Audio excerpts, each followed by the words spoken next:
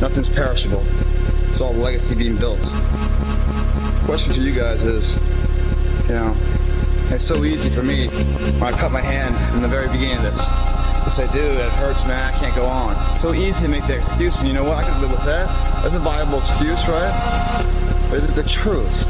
Can you go on? What else do you want? Is this stronger than your dreams? And do you put as much time and attention into your dreams as you do your fears? That makes sense to you guys? So many people think all day long on what they're scared of. Before a wrestling match, like back in the day, I remember a lot of my opponents be like, oh man, what happens if I lose? What happens if I get caught? What happens if they take me down? What the fuck are we talking about? All that tension, all that energy going into the possibility of failure. Why can't the individual, the human, erase that mentality and put all that tension is, how great it's gonna feel when I pin that motherfucker, when I take him down, when I beat him down in front of his home crowd, when I win something, when I go after something, when I put the work in and achieve it. Why don't we think that way? We're always thinking about losing something being taken from us, trying to maintain what we have.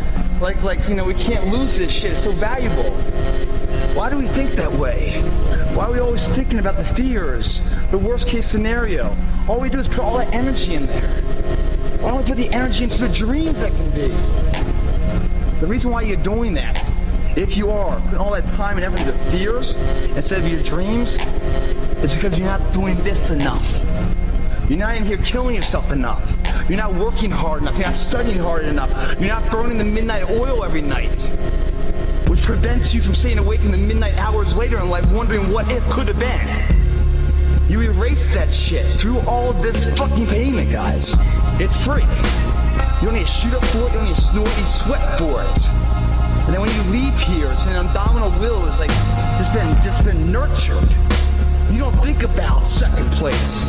You think about first, and the legacy, and building the gap between you and every other fucking person. But unless you go through this shit, there's no value in first place. You haven't put enough time on the job, enough effort. You haven't sacrificed enough to know what the value of that fucking title means. So therefore, all you do is think about, well, I hope I don't lose this third place trophy I have. You understand what I'm saying, guys?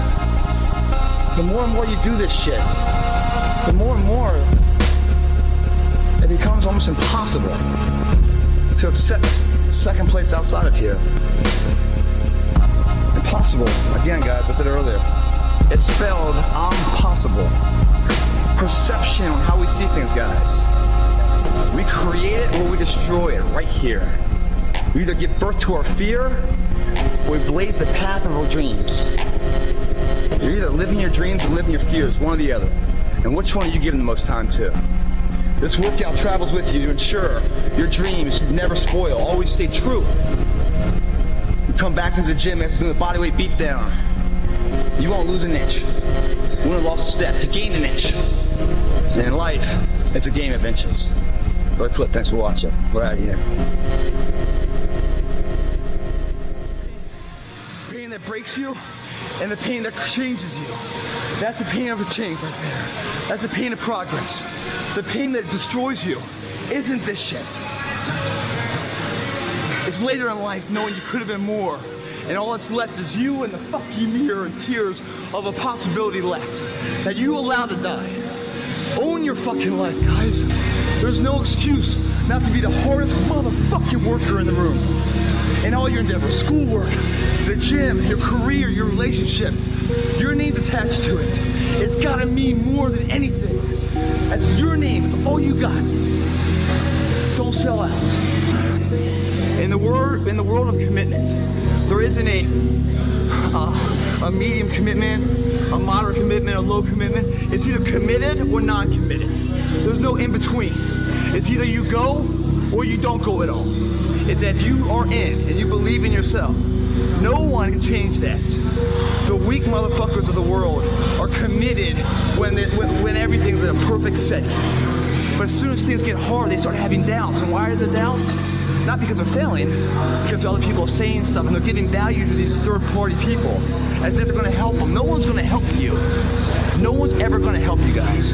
You've got to help yourself. And I hate to say this, you really can't trust anyone but yourself. And if you trust yourself and you bet on yourself, you'll never lose. But if you start to put someone else's efforts in the equation of success for your own individual path, you're going to be sadly mistaken on what comes from that path. Bet on yourself, believe in yourself.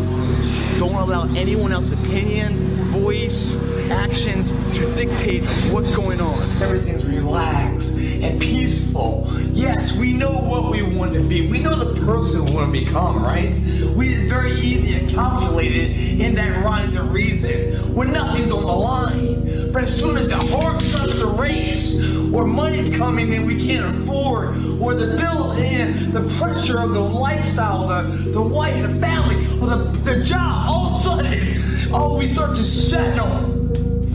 We fucking settle, man. And the most valuable asset, give up. The only thing you have, which is you. There's one of you, man. Never will be another.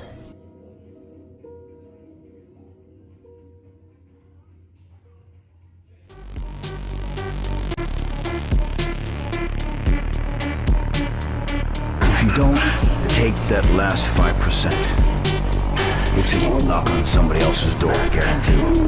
There's only a certain window of opportunity for success. This is your opportunity of a lifetime. Take the 5%. Go the 5% distance. If you don't, you have to be happy the rest of your life knowing you went to somebody else's door and knocked on their door and you could have been that guy. It's up to you.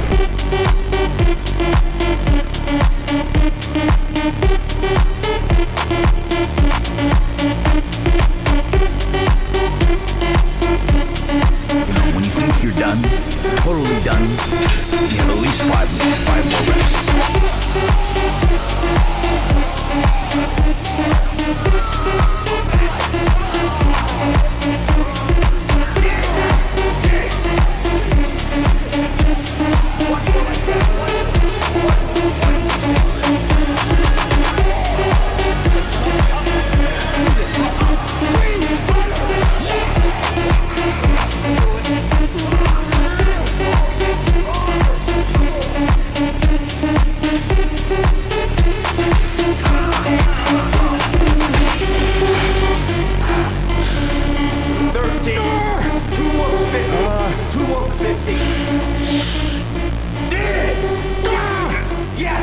One more for 50. You have to have it.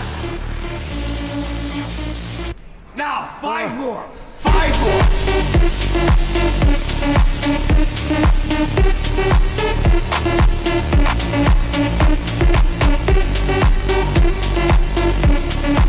When you think you're done, totally done, you have at least 5 more reps.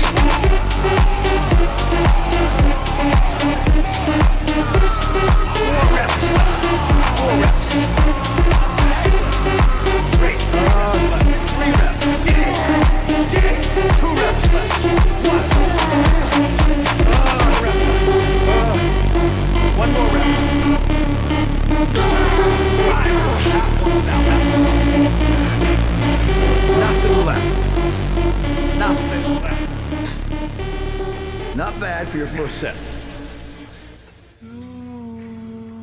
I found something that nobody could take away from me.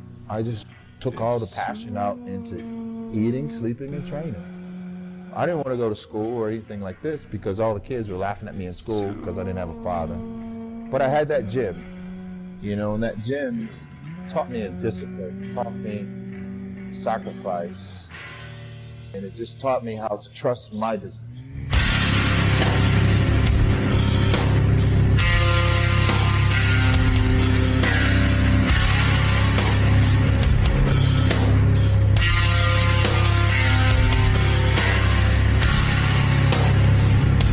Want to look like that one day, Sonny? Yes.